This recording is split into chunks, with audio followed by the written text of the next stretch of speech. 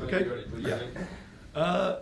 Régis, firstly, can I ask update on Dan Ballard? How the scan went, how he is? Yeah, he's getting better, but it won't be available for the game tomorrow. Is there a time scale on?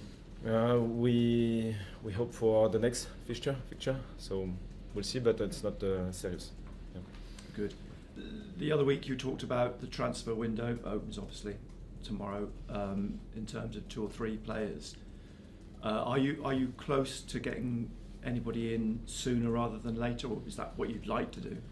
I don't think we will rush this process because we are in a good place, I think, and it's really important to find the right player to fit with our system. So it's always a question of different elements because you have the player, you have the club, you have us, and so it's not an easy task. We'll see. And also, it looks as though all your players at AFCON are going to go through to the last 8, but I suppose your planning would be that was always likely to be the case, so that's not going to be too much of a surprise for you. Yeah, I think so, because they are good with good teams. So we wish them the best, and because I still think that the positive will create positive vibes later. So we'll see. We'll see. I mean, the bonus was Simon Adingra not going to the competition. I think, is it probably fair to say that was his best game on Sunday against Leeds? I think much like Traore is growing into his role now, and we're going to see the more of Adingra in the coming weeks.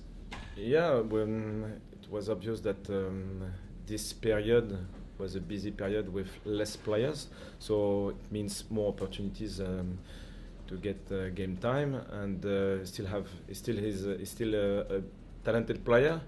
With sometimes you can have a tough period with less confidence and so on. So he worked hard.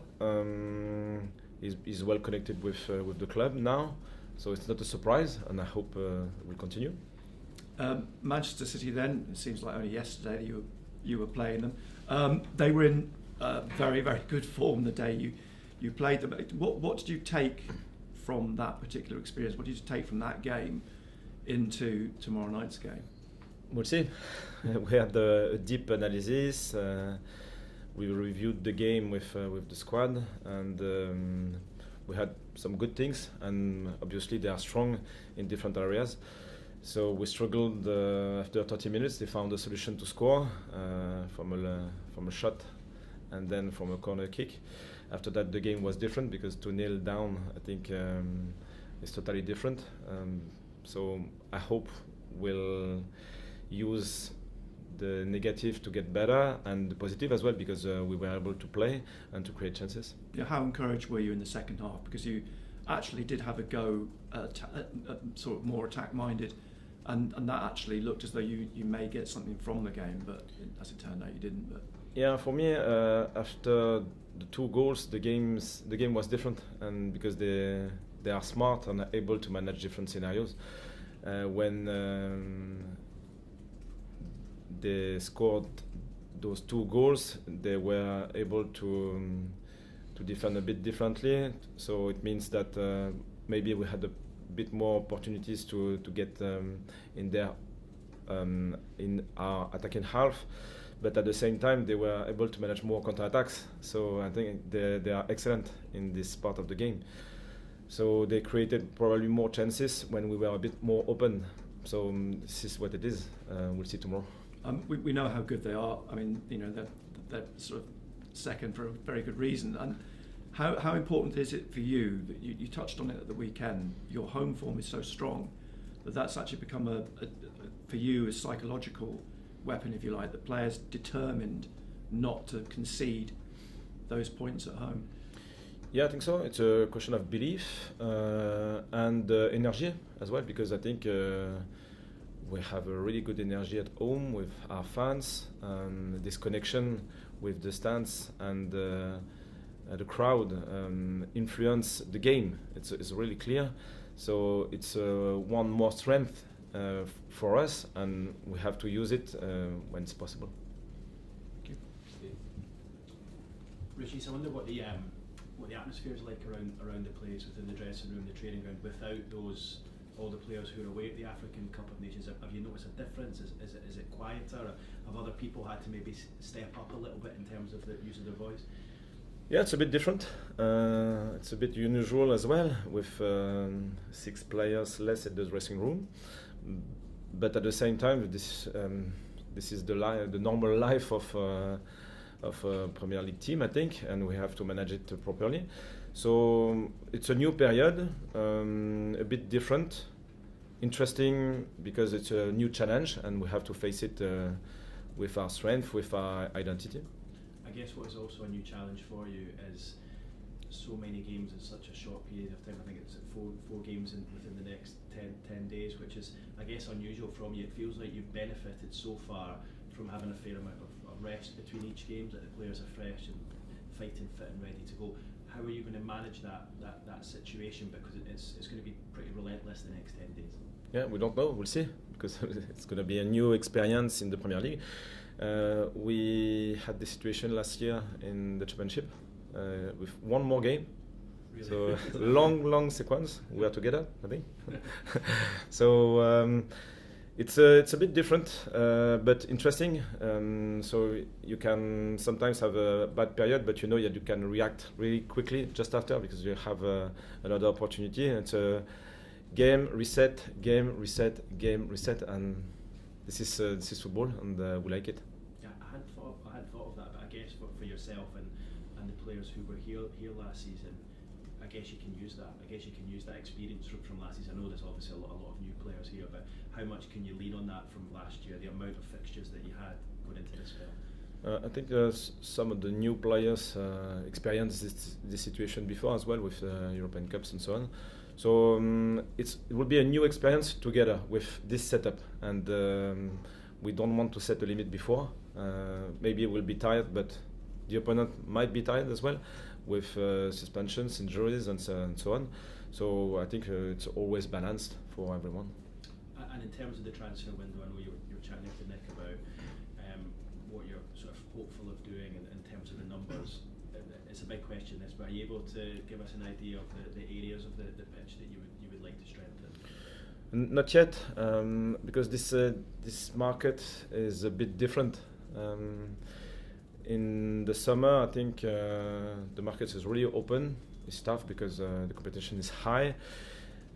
During the winter, it's a bit different because some of the players who had less game time would like to move, but it means that they were not in a good form.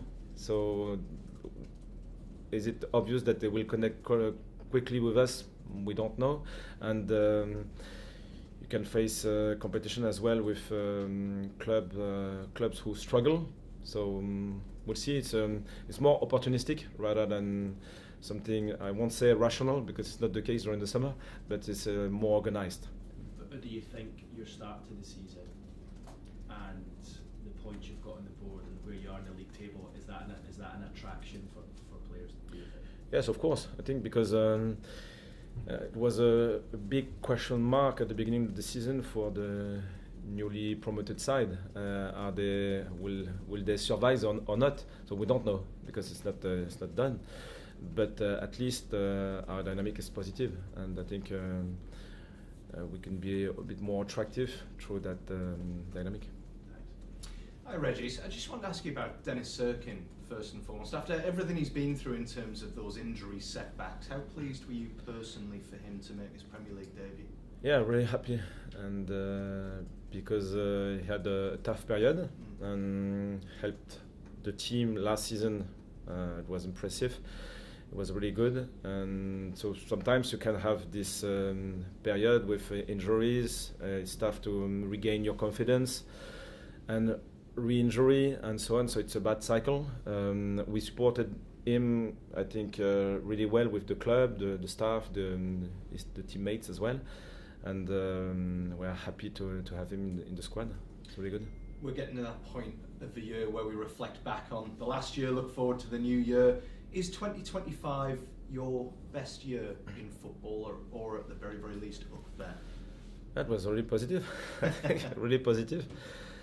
because I repeat, because of the teamwork. Yeah. And thanks to the teamwork, I would say like that, because we had tough period as well, and it's important to sometimes to when you think about the end, so the position on the table at the minute, the result of the playoffs, but it was tough to get at this point. And so it's about hard work, it's about collective work, it's about resilience, about creativity and so on. So I hope it will be the key foundations for the future. Football's so often played out in the spotlight, very, very few things don't kind of come out. I just wondered if you could think of a moment in 2025 that perhaps isn't out there in the spotlight, that just springs to memory straight away, a really memorable experience for you. I don't have time to think about the past, to be fair. Probably I repeat my main idea about this year. It's the connection. I think the way we are living football in this city is impressive. And it's not just a football club, it's not just a game, it's something shared, right, by everyone. So I think this is probably the main point for me. Just finally on Manchester City, how much, if any, I suppose, influence has Pep Guardiola and his success and his sort of playing style had on you in your management career, would you say? I think for many managers, especially in Barcelona, it was really important because the way Barcelona played at that moment was absolutely unbelievable. And behind the scenes, we tried to understand how it was organized. So it was a question of good players, but not only good players. The structure, the way they manage different phases and so on was really important for, I think, many managers in the world. Thanks, Régis. Hi, Régis. Régis, many people will look at Man City's attacking options, wealth of attacking options. But as we know, every quality side is built on a world-class goalkeeper. And I suppose since Donnarumma has come into the club, it's no surprise that Man City have gone on a really, really good run. How key is he to Man City, and how difficult is it to score against him from open play? I don't know exactly about the influence for Man City, because if you ask about Robin Roof, maybe we can have a long discussion, but about Donnarumma is a bit harder for me. What I know about him, because he was in Paris Saint-Germain last year, and so I watched many games, and he's an impressive shot stopper, really impressive. Probably with his experience now and his confidence, it's easier to connect with big teams like Man City.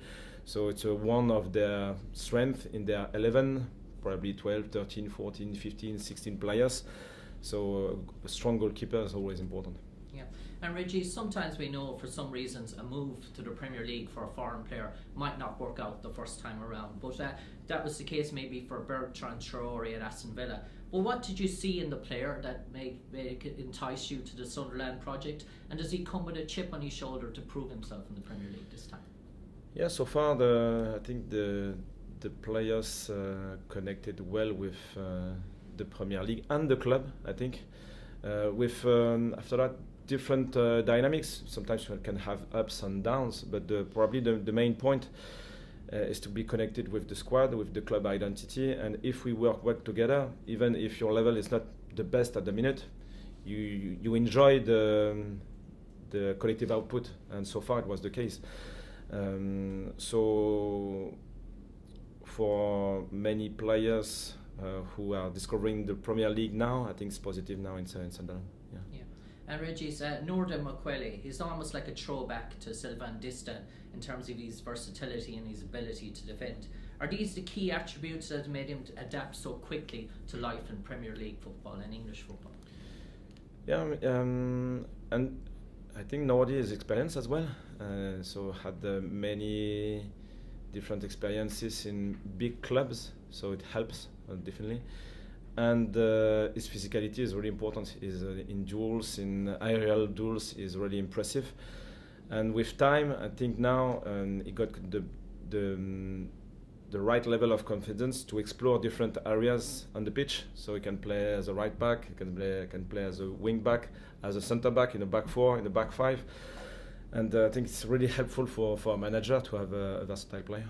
And finally, for me, we always know that in Sunderland you're monitoring of the players in the club, but also the players out on loan as well. And just on an Irish note, Alan Brown, he's having a very successful loan spell at Middlesbrough. Is there any talks that this might become permanent or in January, or is it still very much loan to the end of the season? Do you still see him very much as a Sunderland player? Yeah, probably.